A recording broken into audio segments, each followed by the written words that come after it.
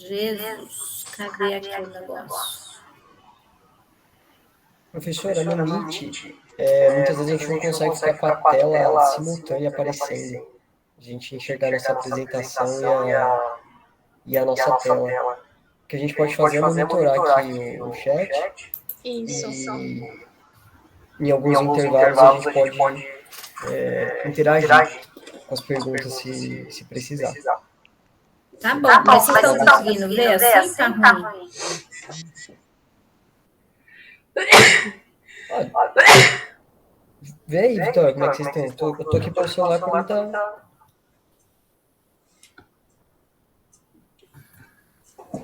Tudo certo. Acho que colocar ali no apresentar. Ok. Se você clicar em apresentar, ele vai para a tela cheia. Aí, foi. Agora foi. Pra achar o negócio aqui. Acontece,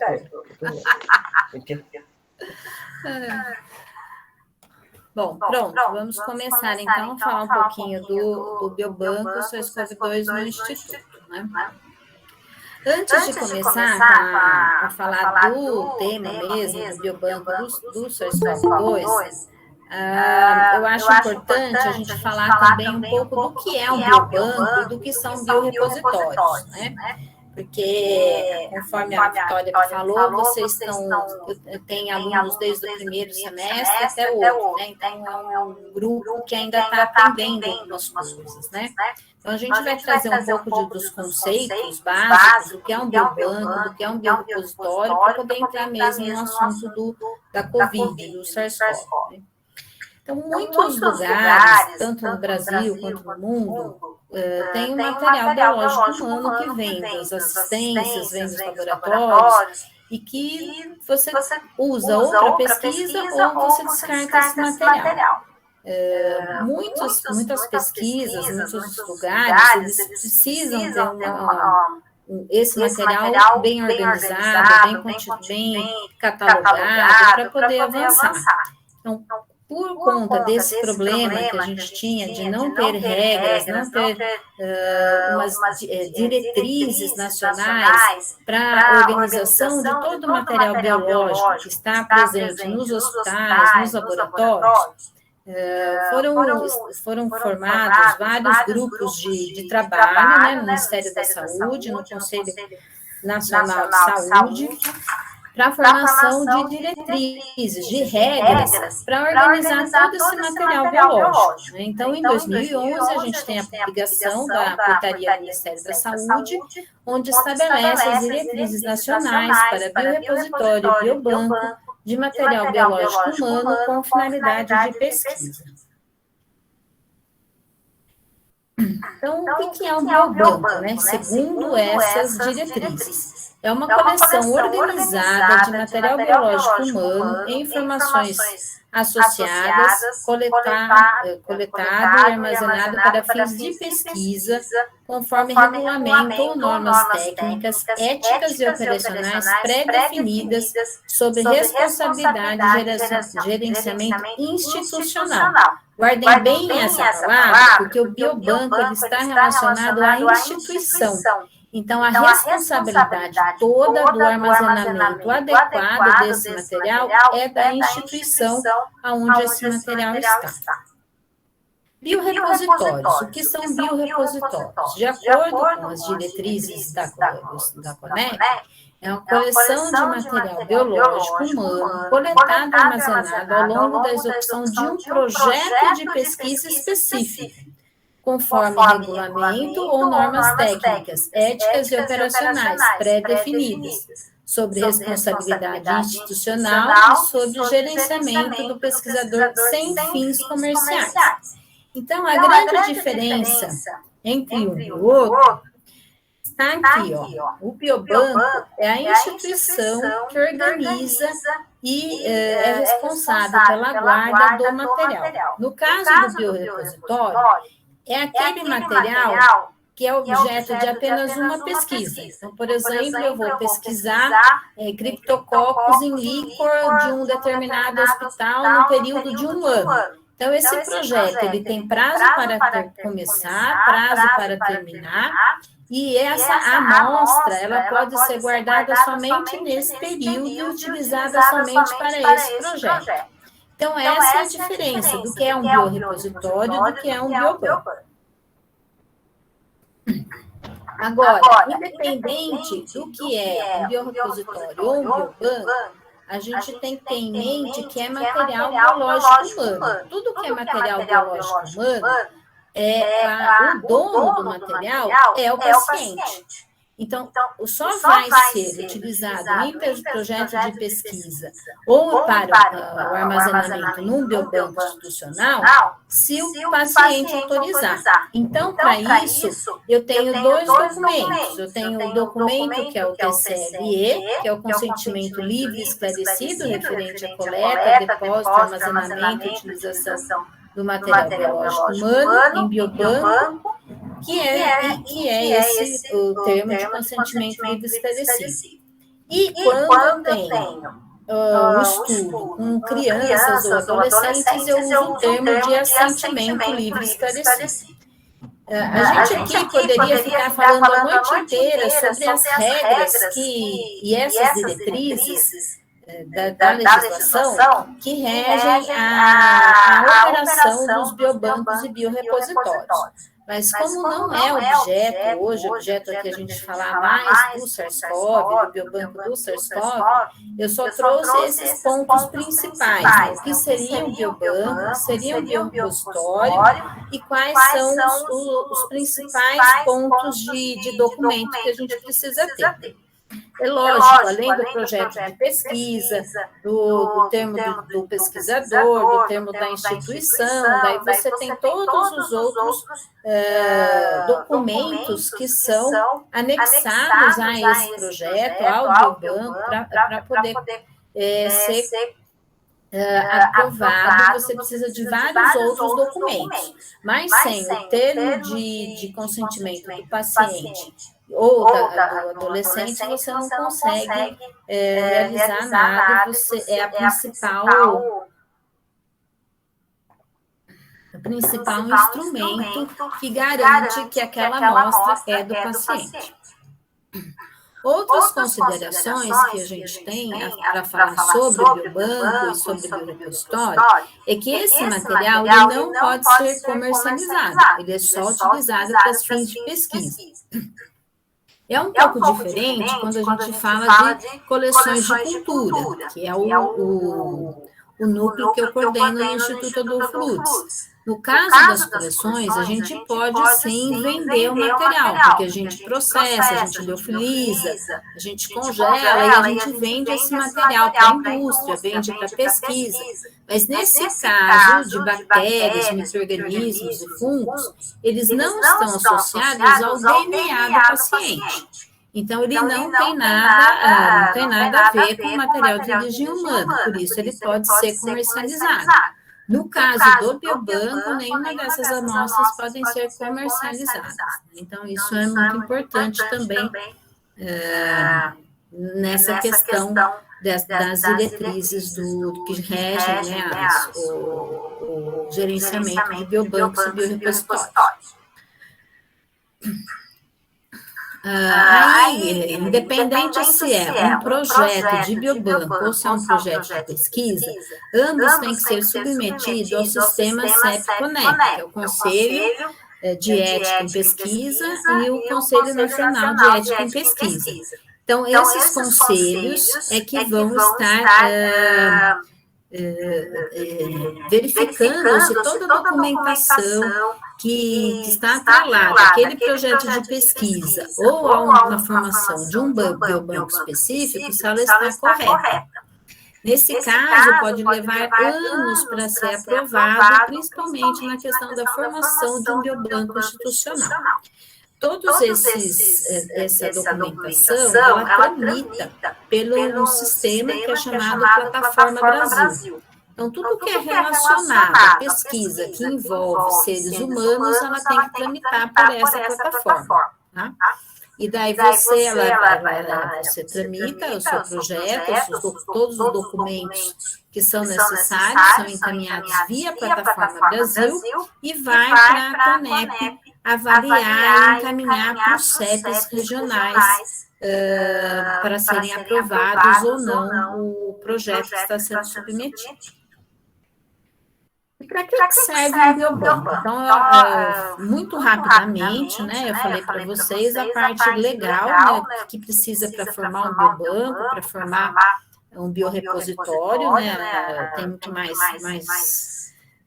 itens, né, mas eu falei os principais. E para que eu vou querer fazer isso? Para que eu tenho que ter todo esse trabalho na formação da implantação de um biobanco, na implantação de um biorepositório? Para que tudo isso, né? Porque essas amostras, elas são muito importantes, elas são um tesouro, né? Elas servem para várias coisas, servem para desenvolvimento de vacinas, por exemplo, que hoje todo mundo só fala em vacina, mas a gente só consegue estudar as vacinas se a gente tem as amostras dos micro-organismos, ou dos organismos, ou no caso das partículas virais, no caso do SARS-CoV. Então, para isso, eu tenho que ter um biobanco muito bem organizado. Essas amostras, elas têm que estar bem cadastradas, elas têm que estar bem organizadas, têm que estar muito bem acondicionadas, não pode ser em qualquer lugar. Então, tem muitas regras que envolvem a formação do biobanco. E um biobanco muito bem estabelecido, ele consegue fornecer material de qualidade para várias aplicações. Como eu já falei das vacinas, a gente pode também ter o desenvolvimento de novos métodos diagnósticos. Por exemplo, lá no LUTS, a gente tem alguns projetos envolvendo biosensores, né, que daí já é um outro tipo de diagnóstico, comparado com o real-time. Também a gente pode ter ensaios clínicos in vitro, principalmente com os músculos esqueléticos, por exemplo. Então, tem vários tipos de biobanco também. Você tem vários tipos de aplicações por causa disso. Você pode ter um biobanco direcionado, como são principalmente os bancos especializados em amostras de tumores. A gente tem vários biobancos que são os mais bem organizados, os primeiros a serem implantados, que é o biobanco do AC Camargo, e outros também que trabalham só com amostras de tumores. Esses biobancos, eles são de um gerenciamento diferente do nosso, porque eles têm uma facilidade na captação de amostras específicas e na obtenção do termo de consentimento livre esclarecido. E daí a aplicação é outra. Então, você consegue, com essas células, estudar a aplicação do desenvolvimento de novas drogas, desenvolvimento de novos diagnósticos. Então, não é só você pode ter um biobanco aplicado só para um determinado fim. Também, para que serve? Uma outra aplicação de biobanco, vigilância epidemiológica. No caso do SARS-CoV, foi o que mais a gente utilizou até o momento, para fazer vigilância epigenômica. O que é isso? Verificar aquelas variantes, né? Então, quais são as variantes, quais são o que é que está circulando, né? Qual variante que está circulando? É mais violenta, é menos violenta, vai causar mais impacto ou não? Então, no nosso caso, foi o que a gente mais utilizou até o momento, foi para fazer essa parte da vigilância. E para ensino e pesquisa, você tem amostras positivas que você pode demonstrar para os alunos, para o pessoal que está treinando, você pode fornecer esse material para a universidade, para estar ensinando, mostrando como que se faz diagnóstico de determinadas doenças e desenvolvimento de outras pesquisas além dessas que eu acabei citando para vocês.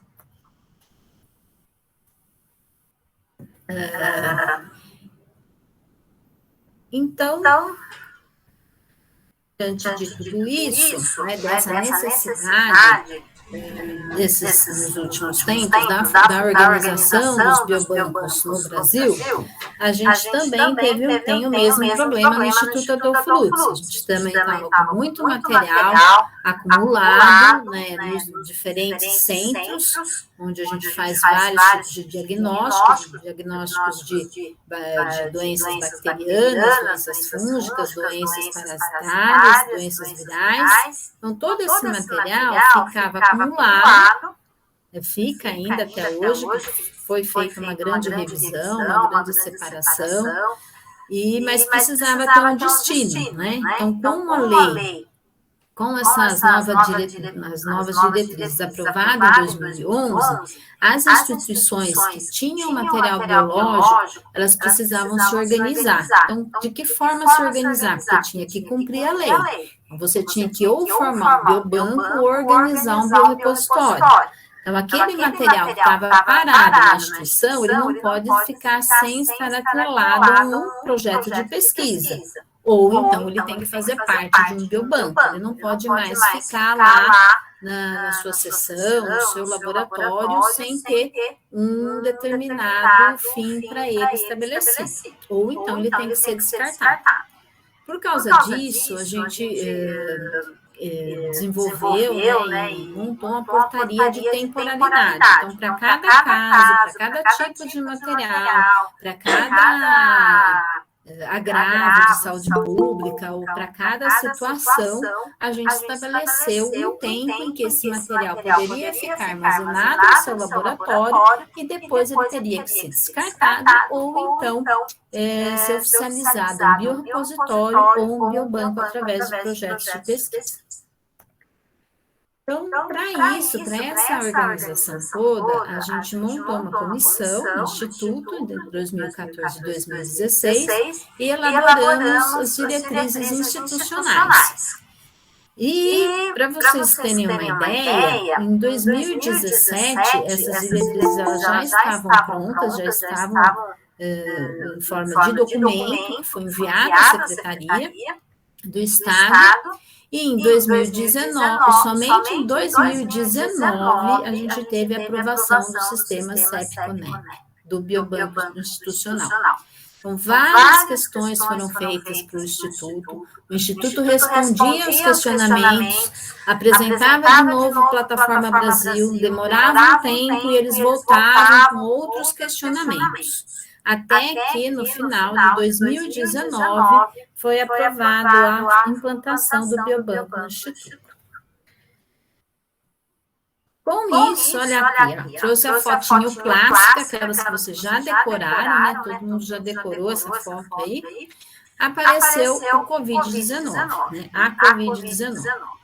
Então, com isso, todos os nossos planos, né, institucionais, eles mudaram completamente. A gente teve que parar para poder atender a pandemia.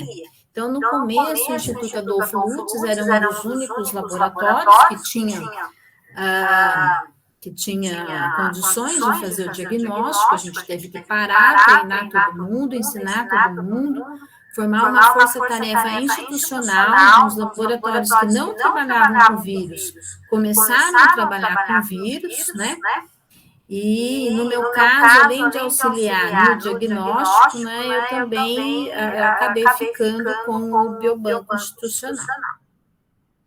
Então, por conta do grande número de amostras e da necessidade de estudo, porque era uma doença nova, a gente precisava ter essas amostras armazenadas para desenvolvimento de pesquisa, a gente precisou oficializar, então, o biobanco só para a Covid-19, para poder atender a legislação e ficar com o biobanco legal, né? Então, na resolução da Secretaria do Estado, da Secretaria da Saúde, na resolução 40, é criado o biobanco da Covid-19 do Estado de São Paulo. Então, qual é a finalidade? Armazenar amostras de secreção de orofaringe e nasal positivas para SARS-CoV-2 para uso em pesquisa e na vigilância epigenômica. E, para isso, a gente precisava ter um local, porque foi tudo de improviso, que tivesse já um know-how na organização de amostras, né? Então, por isso, o núcleo de coleção de micro-organismos, que é o núcleo do qual eu sou diretora, foi escolhido para fazer esse armazenamento, porque a gente já tem uma expertise no armazenamento das linhagens, dos documentos, os depósitos dessas linhagens, métodos de autenticação e identificação e a incorporação no acervo. Então, por causa desse know-how que a gente já tem na curadoria dos micro-organismos, a gente acabou ficando com o biobanco. Então, além disso, também a gente tem experiência em alguns métodos que também são utilizados para o biobanco. Por exemplo, a manutenção das espécies por congelamento a menos 80. Então, isso a gente já fazia para as bactérias e fungos, e agora a gente tem essa parte para as amostras clínicas do SARS-CoV. Então, o que precisou, né? Por que foi implantado no núcleo de coleção? Então, além desse know-how que eu expliquei, precisava ser de um laboratório NB2, né? Que no caso a gente possui um laboratório NB2, equipamentos específicos, cabine de segurança biológica, com isofão de ar para fora do ambiente, né? Aquelas classes A2. Hoje tem várias classificações, depende do fabricante, né? Mas é aquela que você tem o mínimo de ar dentro do ambiente, a maioria ela é exaurida para fora. E o freezer menos 80. Então, alguns requisitos eram necessários para a gente poder começar a montar o biobanco. Então, aqui é uma foto anterior, né? Agora a gente já tem mais de uma cabine, mas aqui a gente tem que ter uma cabine com essa exaustão, né? Que o ar vai para fora aqui tem um duto, não dá para ver direito. Agora a gente já tem mais equipamentos, então a gente tinha que trabalhar aqui no ambiente NB2, que não dá para ver direito, mas aqui, ao lado da geladeira, tem uma outra porta e ainda a gente tem uma anticâmera. Então, para entrar nessa sala, a gente passa por uma antessala que tem todos os EPIs. Então, a gente se paramentava, se vestia, né, com os EPIs, equipamento de proteção individual, para poder entrar nessa sala para trabalhar com as amostras de secreção de nasofaringe e orofaringe. Então, aqui a gente tinha já um pequeno acervo, onde eu tinha a coleção de micro-organismos e alguns freezers já com as bactérias, e aqui, numa outra sala, foi montada toda uma estrutura só para receber as amostras do SARS-CoV. Então, aqui a gente tem, aqui nessa foto são 4 freezers, e mais outra sala a gente tem mais 3 desses equipamentos menos 80, né? Então, deu-se início à implantação do biobanco. Então, a gente tinha os equipamentos, tinha um pessoal que foi contratado para isso, esse pessoal foi treinado pelo pessoal nosso que já trabalhava na coleção, e a gente implantou como é que precisava ter o recebimento da amostra, local para armazenamento primário, local para processamento. No início, quando eu falei para vocês que eu só estava passando algumas diretrizes básicas da implantação de biobancos, é porque tem toda uma regra para você que está incluído nas diretrizes, que para receber amostras, local de armazenamento, separação de amostras. Então, para cada procedimento que envolve o biobanco, existe uma regra, né, que estão todas nessas diretrizes aí do Ministério da Saúde. Então, a gente teve que adequar toda essa parte às normas do Ministério. Então, essas amostras elas eram recebidas, né? Então, a gente começou a implantar, recebendo amostras do Laboratório Central, do Instituto, dos seus laboratórios regionais, dos laboratórios de centrais de saúde pública, que são os LACENs, de outros estados. Então, o estado de São Paulo, ele é referência para o sentinela da gripe. Então, a gente recebe amostras de gripe desses 5 estados, faz sequenciamento também, já fazia isso antes do Covid, e esses resultados eles são encaminhados para OPAS para produção das novas vacinas dos próximos anos, da gripe. Então, como essa rede, esse fluxo já era estabelecido para a gripe, ele continuou com as amostras do Covid. Então, para os Covid, a gente continuou atendendo esses 5 estados e fazendo o sequenciamento e vigilância desses estados. E também recebi amostras de outros laboratórios, públicos e privados, que foi a implantação do Biobanco do Estado. Então, na resolução da Secretaria, pede que todas as amostras fossem encaminhadas para o Instituto Adolfo Lutz, para a composição do Biobanco. Após o recebimento das amostras, os documentos eles são verificados, são organizados, e depois tem um armazenamento provisório. O que é esse armazenamento provisório? A gente fica um tempo com esse material até conferir todos os documentos, conferir todas as amostras, ver se está tudo certo. E aos poucos esse material ele é processado. Então a gente tem toda uma parte de processamento desse material, que é quando você vai incorporar ao acervo. O que é essa incorporação? Você vai pegar todos os dados, vai planilhar, vai escolher cada caixa, vai juntando todo esse material. Então, às vezes a gente recebia, em média, 2.000, 3.000 amostras no início da pandemia. Então, em julho do ano passado, agosto do ano passado, a gente chegava a receber, às vezes, 3.000, 4.000 amostras por dia. Então, a gente tinha que olhar todas essas amostras que a gente recebia, ver se estavam acondicionadas de forma correta, se elas vinham, a maioria, no gelo seco ou no nitrogênio líquido.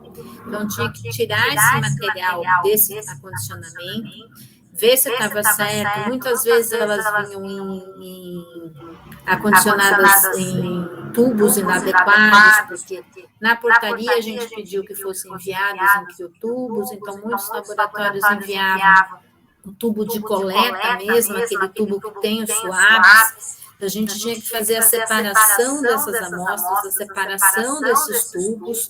Então, todo um trabalho aí muito complexo, e para depois poder incorporar o acervo. Então, você daí, depois que organizou as amostras, organizou as planilhas, montavam os mapas das planilhas que tinham que estar de acordo com os mapas de como são armazenadas dentro do freezer.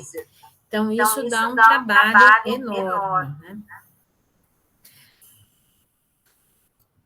Depois disso, eu acabei não colocando aqui, mas esse ano, e até desde o início deste ano, a gente mudou um pouco o processo, porque como as amostras eram muitas, a gente não tinha mais condições de armazenar todas as amostras, então a gente mudou por semana epidemiológica. Então, cada laboratório, cada lugar que fosse enviar para nós, teria que enviar 20 amostras por semana epidemiológica, porque senão ia ser impossível o armazenamento de todas as amostras. E a gente corria o risco de perder alguma informação importante armazenando mais do mesmo. Então, tinha que fazer uma seleção dessas amostras que estavam sendo encaminhadas. Então, a gente mudou um pouco esse quantitativo, né?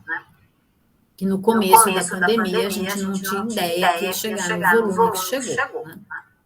Então, uma vez essas amostras terem sido separadas, conferidas, elas terem sido processadas, elas vão para o acervo, a gente tem um arquivo eletrônico com as informações associadas. Porque eu sei que a amostra número 10 é da Maria, que mora lá em São José do Rio Preto. Então, essa informação que é da Maria, eu não posso divulgar. Mas se a Maria tem um problema, tinha um contactante lá na família dela de São José do Rio Preto, que também pegou Covid, eu tinha que saber onde é que estava a amostra da Maria, pegar a amostra do contactante para fazer o sequenciamento, ver se um pegou do outro, se, né, isso no começo da pandemia e nas mudanças de variantes, é importante para a gente monitorar o alcance dessas notificações, né? Então, por isso é muito importante o arquivo eletrônico, né, dessas informações associadas, além da amostra em si, porque a amostra sem informação não serve para nada. É a mesma coisa de amostra de bactéria, de fungo, de vírus e dessas de amostras clínicas. Se você não tem uma informação associada, ela não serve para pesquisa, ela não serve para desenvolvimento. Você tem que ter uma rastreabilidade das amostras, né? Bom, uma vez ela no acervo, com suas informações organizadas, a gente começa o fornecimento dessas amostras. Então, para quem que a gente fornece? A gente fornece para quem tem projeto de pesquisa aprovado no Instituto Adolfo Lutz ou um instituto parceiro que também tenha uma carta de colaboração com o Instituto Adolfo Lutz. Então, só através de documento é que a gente fornece esse material para projetos de pesquisa e para uso institucional para vigilância, né? Nisso, para atender a vigilância, nós formamos uma rede dos laboratórios regionais. Então, os laboratórios regionais que faziam a detecção do vírus, eles encaminhavam para nós, para o laboratório central, as amostras positivas. Então, lógico que teve todo um critério para selecionar essas amostras também, porque amostras que tinham uma detecção do vírus muito baixa, então, a pessoa estava com uma carga viral muito baixa. Então, eu tinha um CT, que a gente chama, né? O que a gente usa para verificar a detecção no real time. Então, esse CT, se ele era acima de 30, para nós, para a gente fazer o sequenciamento, ele não serve. Então, eu acredito que depois vocês vão ter uma aula de sequenciamento, vai ser falado sobre isso detalhadamente, né? Então, a gente também estabeleceu esses critérios para poder fazer essa vigilância epigenômica. Então, o CT, de preferência abaixo de 30, e quanto mais baixo, melhor, porque daí você tem uma carga viral maior, então, CTs com 15, 12, para o gene-alvo, eram os mais indicados para a gente escolher a amostra para fazer o sequenciamento. Além de você escolher as amostras, o que é mais interessante, mais importante na vigilância, é você escolher o local que ela está. Então, não adianta eu pegar 50 do mesmo local que não está tendo muito caso.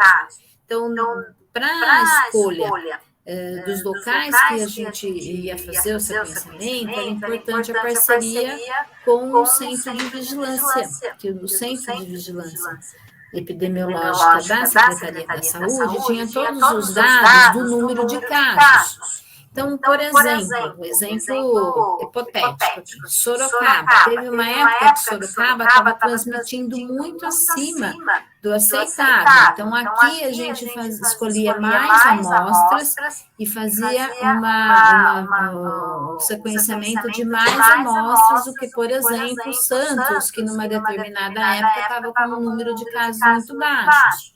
Então, a taxa de transmissão que eles chamam também, além de taxa de transmissão, outra maneira de se avaliar também é o risco relativo.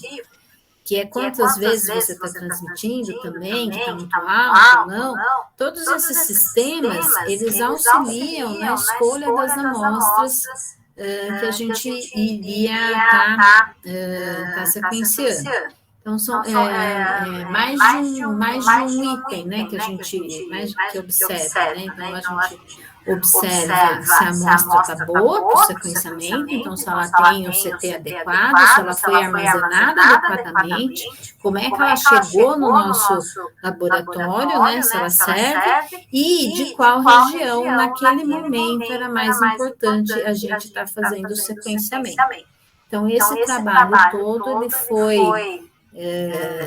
foi desenvolvido, né, ao longo desses 2 anos e hoje funciona muito bem. Né? Hoje, lógico, a gente tem uma taxa de transmissão muito baixa, risco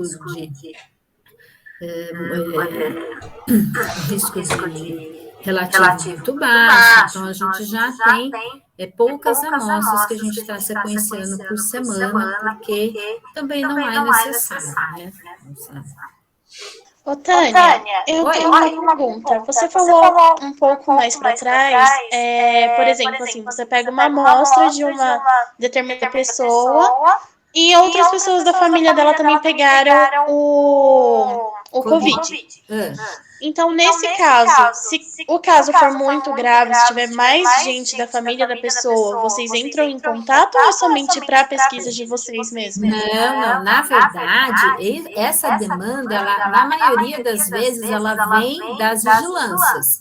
Então, na maioria das vezes, uma cidade lá detectou que a família inteira pegou, aí é classificado como um surto. Então, ela passa isso para a Vigilância do Estado, e a Vigilância do Estado fala, olha, tal paciente de tal região, eu preciso que vocês façam a verificação, façam o sequenciamento. Aí a gente vai buscar no biobanco se a gente recebeu essas amostras e se elas estão adequadas para fazer o sequenciamento. Então, na verdade, a gente não tem esse dado que é da família, né? A gente tem o nome das pessoas, a região, a idade, a gente tem o dado individual, mas o dado coletivo não. Então, quem informava para a gente a questão dos surtos, dos contactantes ou dessas situações importantes eram sempre as vigilâncias. Às vezes, a vigilância do próprio município, e às vezes a vigilância do Estado mesmo que acionava a gente para fazer esse sequenciamento. Entendi. E no caso, por exemplo, das amostras que não dessem para processar, vocês entravam em contato com o Estado para pedir novas ou... Não, aí a gente procurava às vezes para ver se tinha outras amostras, né? Porque às vezes tinha casos de reinfecção. Então, esses casos de reinfecção também eles eram objeto da vigilância para sequenciamento. Depois que foi introduzida a vacina, os pós-vacinais que testavam positivos, também a vigilância pedia para a gente fazer o sequenciamento, e tinha casos que não era possível fazer investigação. Então, tinha casos que ou o CT era muito alto, ou a amostra não tinha sido enviada para a gente, porque é um mar de amostra, né? Então, teve casos que a gente não conseguiu resolver porque não tinha amostra ou porque o CT ele era muito alto, ou então, muitas vezes, na hora de fazer o sequenciamento, não dava certo, já não ficava bom. Teve várias situações assim. Então, daí fica sem solução, né? Você tenta fechar o maior número possível de pessoas, né, nesses casos, mas nem sempre você consegue fazer isso, né? E casos também, por exemplo, de lugares de longa permanência lá, que são os asilos, né? Nesses lugares, sim, também é obrigatório a gente fazer essa investigação. Então, às vezes a gente recebia amostras, né, de várias pessoas, então a gente tinha que fazer o sequenciamento para fechar o caso, se foi uma transmissão local, de todo, porque um passou para o outro, ou não, são várias amostras que pegaram diferentes, né? Então, tem várias situações, né? Mas na maioria das vezes, além dessa questão da vigilância, a gente fazia já com base no número de casos de cada DRS, de cada lugar que estava sendo, as amostras estavam sendo enviadas. Né? Respondi? Sim, respondeu. Obrigada. Bom, então, continuando aqui. Então,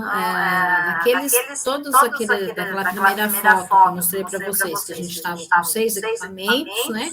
Hoje eu tenho 6 equipamentos, todos lotados de amostras positivas para o SARS-CoV-2.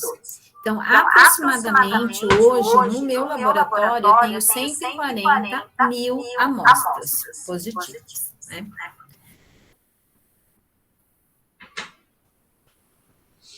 E dessas 140 mil, a gente enviou para o sequenciamento 2.485 amostras, que foram selecionadas dessa forma que eu expliquei, né, de acordo com a necessidade de cada região, né, o número de casos, ou surtos, ou outras condições.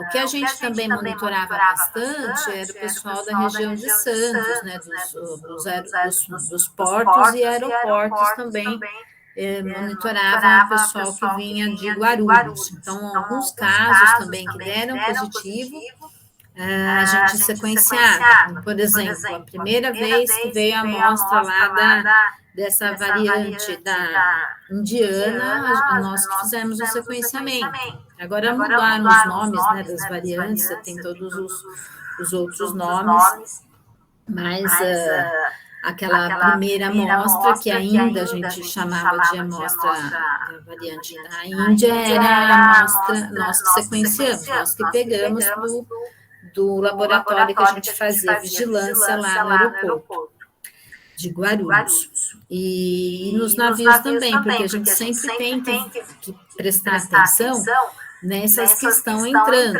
que se podem ser novas, se são as mesmas, e da onde que é. Nem sempre é só de um lugar, às vezes você tem a mesma variante entrando por vários lugares, né? Isso já foi demonstrado em estudos também da Fiocruz. Então, é uma forma de você tentar descobrir aí de onde é que você está, com que você está lidando, né? Mas numa pandemia foi tudo muito rápido, né? Muita amostra, muita coisa para fazer, muita coisa para processar, não dá tempo de você sequenciar tudo. A gente não tinha estrutura para tudo isso, né? Então, hoje não. Hoje a gente já tem mais estrutura, a gente já consegue atender melhor tudo, já estamos nos preparando aí para outras situações, né? Mas essa foi a forma que a gente utilizou as amostras do biobanco para fazer esse monitoramento das variantes em São Paulo, né? No estado de São Paulo. Então, aqui a gente tem uma divisão por DRS, que são as divisões regionais de saúde. Então, muitas delas são os nossos próprios laboratórios regionais que fazem a captação das amostras, e onde a gente não tem laboratório regional, a divisão de saúde encaminha as amostras para os nossos laboratórios, né? Então, aqui é lógico, né, a maior parte das amostras são de São Paulo, porque a gente tem uma população maior em São Paulo, né? E depois você tem outros lugares que a gente nem conseguiu muita amostra. Por exemplo, nessa DRS, eles encaminhavam todas as amostras para a Unesp. Então, a Unesp, lógico, depositou lá todas as sequências no G-Site, e você consegue ter um panorama do que teve nessa região, procurando nos bancos de informações da Covid-19, banco de sequências, né? Mas a vigilância do Estado, nesse aspecto, ela fica muito comprometida, porque a gente fica sem uma parte dessas amostras que deveriam ter vindo para o Instituto. Se não todas, porque os outros pesquisadores, o pessoal da universidade, de outras instituições, também têm o direito de fazer a pesquisa, de sequenciar, isso não é o problema. Mas uma parte dessas amostras teria que ter vindo para o biobanco, para a gente não perder esses dados da vigilância genômica. Então, isso é um problema, né, que aconteceu e a gente detectou outros vários problemas, por exemplo, a falta de depósito dessas sequências nos de site. Então, você dá o exemplo hipotético. Vamos supor que o Sorocaba tem um laboratório que também faz o sequenciamento, faz o monitoramento.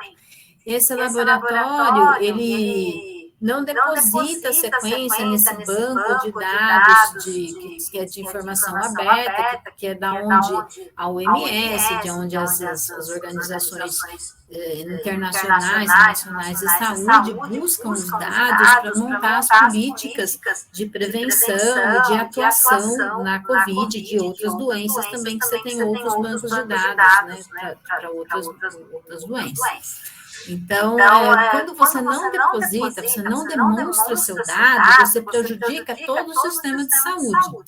Então, esse problema a gente teve em algumas DRS que não enviaram amostras, porque as amostras elas eram enviadas para outros lugares para fazer o diagnóstico, porque ou a prefeitura daquele lugar contratou a universidade, contratou um laboratório particular para fazer todas as amostras, então essas amostras não chegavam para nós, a gente acaba ficando sem o dado, não só da vigilância do Estado, mas um dado que atrapalha também para você desenvolver as outras políticas de atuação, né?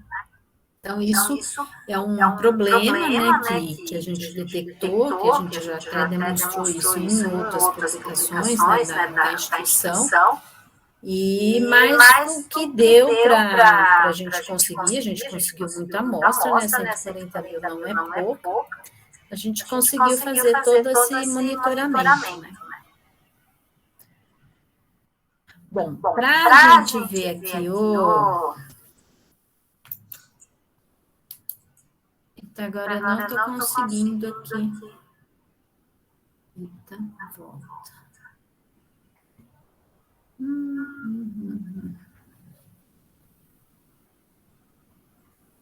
Não consegui aqui ver. Aí. Okay. Não estou conseguindo aqui abrir o link do...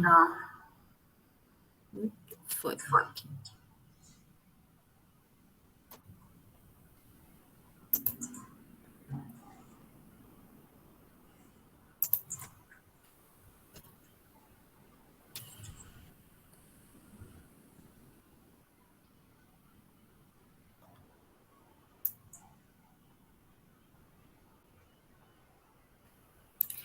Então, aquela divisão por DRS que a gente separou e que foi encaminhada por Biobanco, mensalmente a gente divulgava esses dados aqui no BEPA, no Boletim Epidemiológico Paulista, né?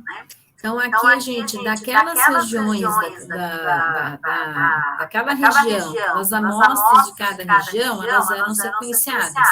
Esse aqui é só um exemplo, que é o que eu mostrei para vocês, aquele último gráfico, já era o gráfico atualizado de novembro.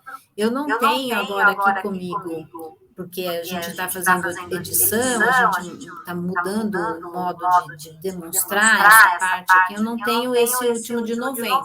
Então, só para ilustrar o resultado das amostras que a gente mandava para sequenciamento, esse aqui é do mês de maio. Então, naquela época, das amostras que a gente mandou dessa região, por exemplo, a maioria era P1. Agora já tem, são outros nomes, né? São os nomes das variantes, mas que a gente fala P1 até hoje. Então, aqui por região, a gente tem os dados extraídos das amostras que entravam para o Biobanco. Então, aqui só mostrando o final para vocês.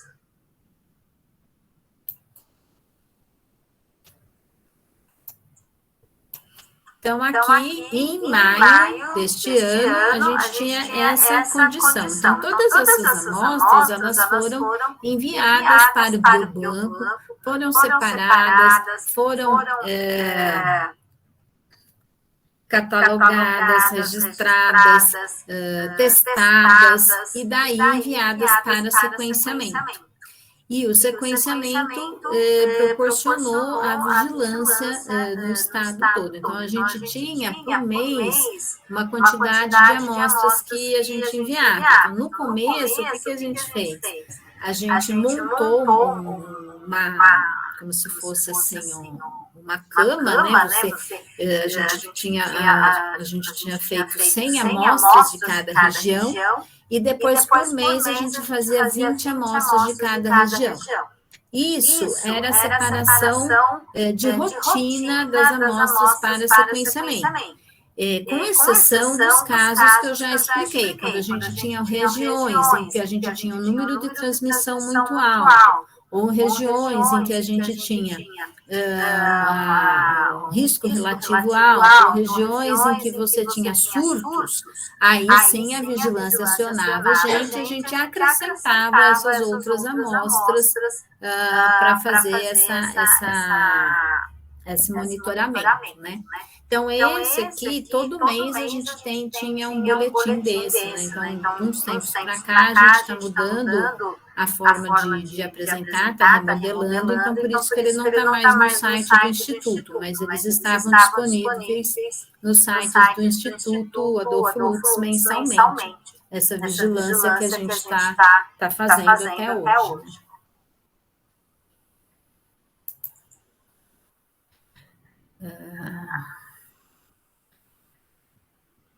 Bom, então,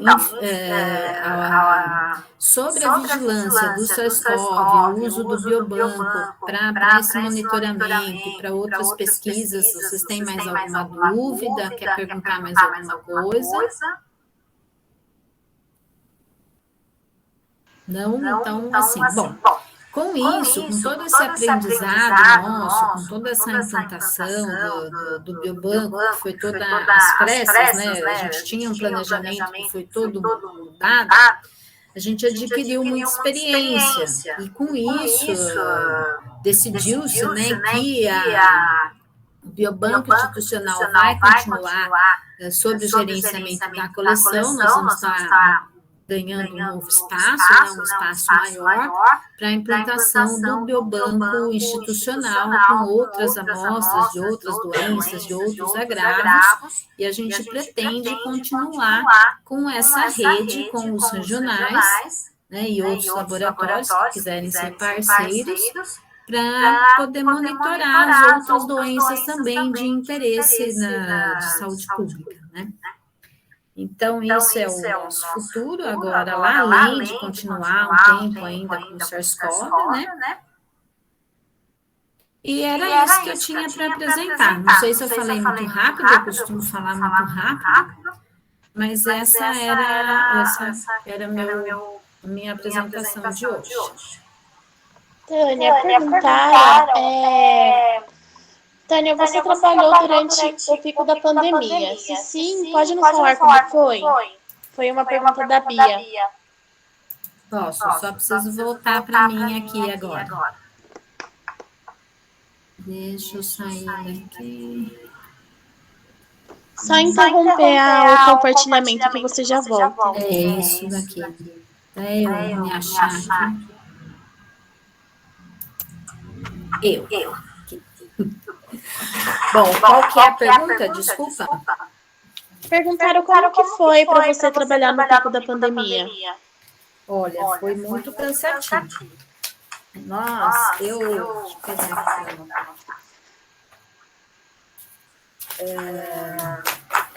Desde fevereiro de 2020, a gente começou a se organizar, porque já começaram os primeiros alertas, né, da OMS, já decretando que era uma epidemia, depois foi indo para a pandemia, e no Lutz a gente começou a se organizar.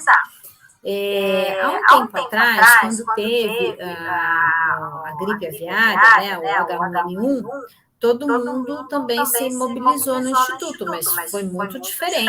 Então, a gente montou, sim, um grupo auxiliar do Centro de Virologia, né, porque os diagnósticos de doenças virais, eles são feitos no Centro de Virologia, mas não comporta o número de amostras e tudo o que precisava ser feito no tempo que precisava ser feito. Então, na época da gripe aviária, em outras situações também, a gente costuma montar esses grupos, né, de contingência, de resposta rápida, para poder atender as situações de saúde pública, né? Mas foi muito diferente, a gente não imaginava. Então, assim, em questão de semanas, a gente tinha caixas e caixas de amostras acumulando na porta do Instituto. E não podia, porque você tem que acondicionar em freezer adequado. Você pode até ser menos 20 se você vai processar a sua amostra logo. Se ela não for processada logo, tem que ser no menos 80. Então, todos os equipamentos da instituição foram utilizados nesse momento. Então, foi um absurdo, assim. Então, a gente nós planejamos, mas não para o que aconteceu. Foi o que aconteceu no mundo, aconteceu numa esfera menor, mas no Instituto, né? Então, todos os laboratórios que tinham condições de trabalhar com o SARS-CoV, eles foram acionados. Então, precisava ter aquela cabine que eu mostrei para vocês, né, de segurança biológica, mais com exaustão. Então, o meu laboratório era o único que tinha, além do meu laboratório, só tinha mais dois no prédio da saúde, o prédio de biologia médica, que a gente fala, porque o Instituto, para quem não conhece, ele atende tanto a área médica, né, de vigilância epidemiológica, quanto a área de produtos, de vigilância sanitária. Então, a parte médica é o que mais cuida dessas questões relacionadas às doenças, né, infecciosas. Então, não eram todos os laboratórios equipados com esse tipo de equipamento. Então, são laboratórios que têm, sim, cabine de segurança, mas não para esse tipo de organismo. Como eu trabalho com vários micro-organismos, porque a coleção ela tem micro-organismos, recebe todos os tipos de micro-organismos, a gente tem esses equipamentos para atender, para trabalhar com meningite, Neisseria, com essas bactérias que você tem que ter um equipamento um pouco mais seguro, né? Então, o meu laboratório ele foi acionado, a gente trabalhou desde dessa etapa, né, que foi uma loucura, você montar toda essa estrutura para fazer esse diagnóstico. No começo, a gente não tinha robô para todo mundo, para fazer extração, a gente fazia extração na mão, não tinha pesquisador, funcionário, assim, em quantidade para atender, então a gente dobrava, ficava 12, 14 horas na instituição, revezando, fazendo os trabalhos de extração, de separação de amostras, de tudo.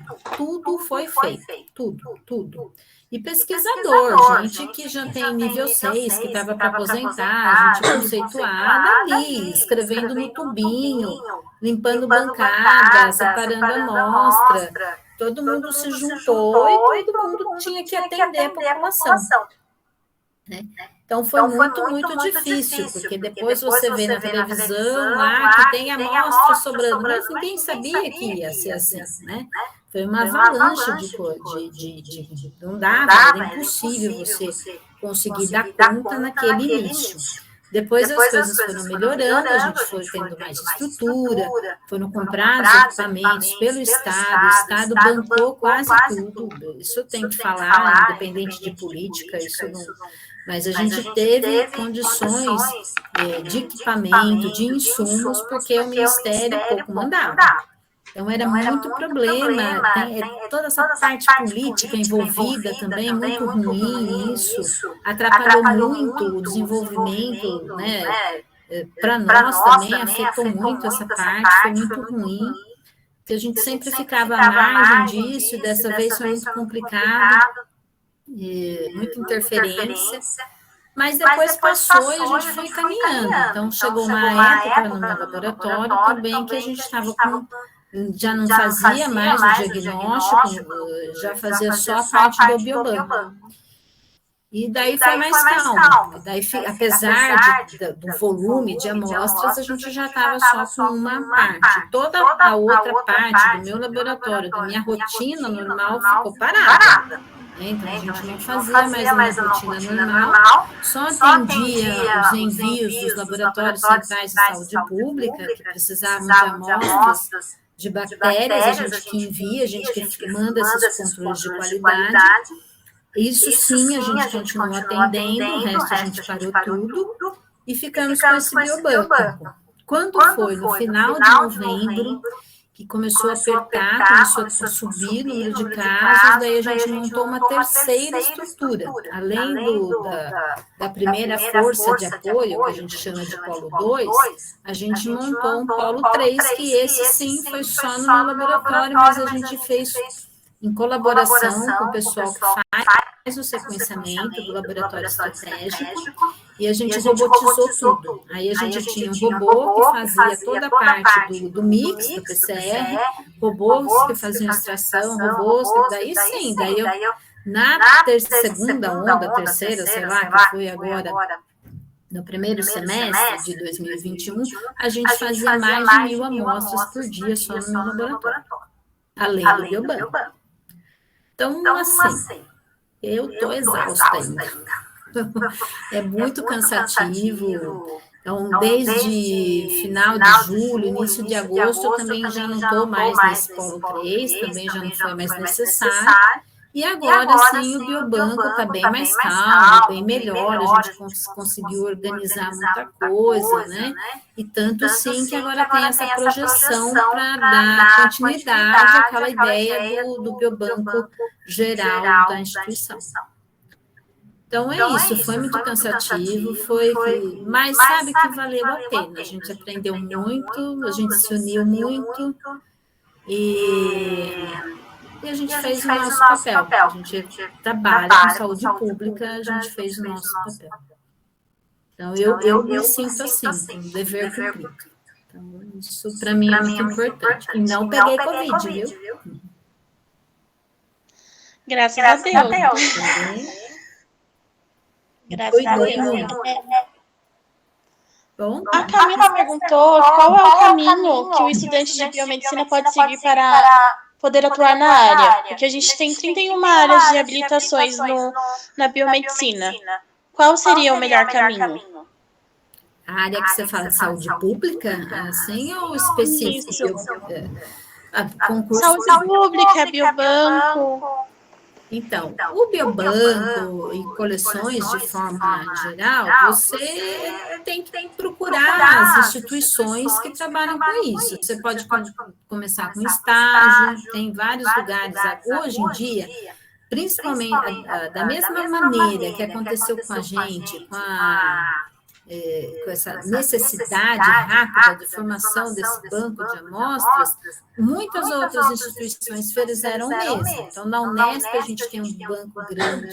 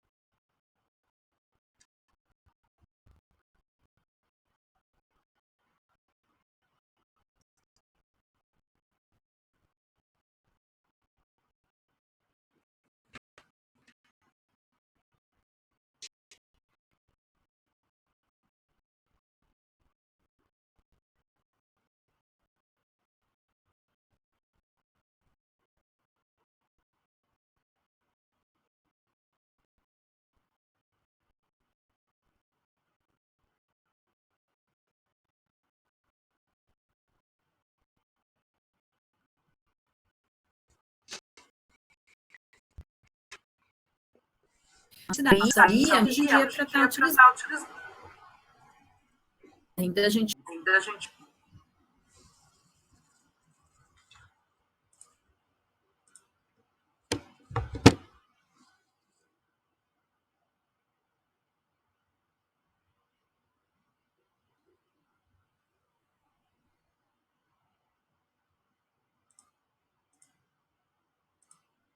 científica, os cursos que a gente dá agora mesmo, vou passar para a Vitória depois, a gente vai abrir um concurso para especialização. Então, é uma pós-graduação lato sensu. Então, isso vai abrir o concurso agora. Então, você vai se especializando na área aos poucos. Né? Não existe, assim, dentro da graduação, uma formação específica. Não, daí você vai ter que procurar um estágio nessas áreas, nesses lugares que tem biobanco, que tem esses tipos de laboratório. Eu fiz isso, comecei como bolsista no Instituto Adolfo Lutz, que eu gostava de fungo, me apaixonei por fungo no final do 5º ano da faculdade de farmácia, fui ser bolsista no Instituto Adolfo Lutz, na especialização, na seção de micologia, e depois fiz pós-graduação, fiz mestrado e doutorado em micologia, e voltei para o Lutz na coleção e desenvolvo minhas pesquisas em fungo. Então, assim, é um trabalho de formiguinha, tem que ir indo devagar. Mas chega lá, se você quer fazer isso, quer trabalhar com saúde pública, é esse o caminho, é prestar o concurso público. Mais alguma questão? Tinha algumas questões aparecendo aqui, não tive tempo de ver todas. Tânia, você acha que os casos de Covid podem voltar a subir depois das festas de fim de ano e o carnaval? Acho que um pouco sim. Sim, porque lógico, a vacina ela não tem 100% de proteção, isso para qualquer vacina. Então, você vai pegar. O número de casos, eu acredito que tende a subir, porque você vai estar encontrando com as pessoas e um ou outro vai acabar pegando. Mas o Brasil ele tem essa grande vantagem da população tomar vacina, se vacinar. Então, eu acredito que vai ser um pouco difícil de acontecer o que está acontecendo na Europa agora. Porque na Europa, os países que têm pouca taxa de vacinação, você voltou a ter um número elevado de casos de Covid, e isso é muito ruim. É ruim não só para aquele país, mas para o mundo também. Porque com elevado número de casos, o vírus vai se replicando, vai passando de um para o outro muito rápido, ele pode sofrer mutações que as vacinas que estão aqui hoje não vão dar conta. Então, isso pode ser ruim para a gente, mas no futuro, mais para frente, que essas variantes elas acabam chegando de uma forma ou de outra, né? É difícil de você evitar. Mas eu acredito que por um bom tempo ainda a gente vai ter um número de casos baixos. Eu acredito que sim, porque a taxa de vacinação está muito alta no Brasil, comparado com esses outros países.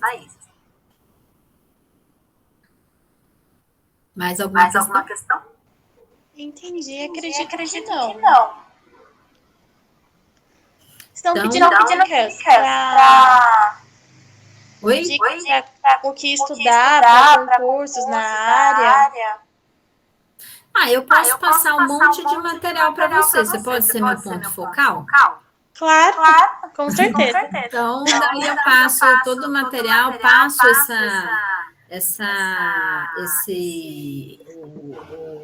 a pós que vai abrir agora. Inclusive, eu recebi hoje o folder, eu já passo para vocês. E tem em todas as áreas, inclusive na minha, viu? Você pode prestar. E vai ficar de olho também, porque tá para abrir um concurso no Lutz, nos outros lugares, para serviço temporário, que é esse que foi que ajudou muito a gente, que abriu ano passado. Então, tem um pessoal que entrou, geralmente é um concurso de um ano, você é contratado para um ano. Então, no meu laboratório, trabalhando com biobanco, agora eu tenho 5 pessoas que entraram nesse concurso temporário. Foi ótimo, pessoas recém-formadas, com vontade de aprender. Então, foi muito bom para a gente. Então, eu passo todas essas informações para vocês ficarem de olho. Claro, com certeza. Bom? Acredito que não tenha mais perguntas. Muito obrigada, Tânia. Imagina, eu que agradeço mais uma vez o convite, conhecer vocês, é muito bom. E sempre que precisar, posso estar aí. Gosto de falar de fungo também, tá? Pode me chamar. Com certeza. Muito obrigada. Obrigada. Tá? Gente, só para finalizar, nós vamos disponibilizar um link para vocês. Tânia, eu queria que você falasse uma palavra-chave para a gente colocar no certificado. Borboleta. Então, essa é a palavra-chave, tá? Vocês, por favor, preencham o formulário para a gente poder encaminhar para vocês o primeiro certificado do simpósio. E mais uma vez, Tânia, muito obrigada, tá? Pelo seu tempo e também pela sua participação. E te desejo feliz final de ano, né? Que a gente já está aí perto já. Tá bom, muito obrigado. Boa sorte para vocês aí na carreira, tá bom? Tchau. Tchau.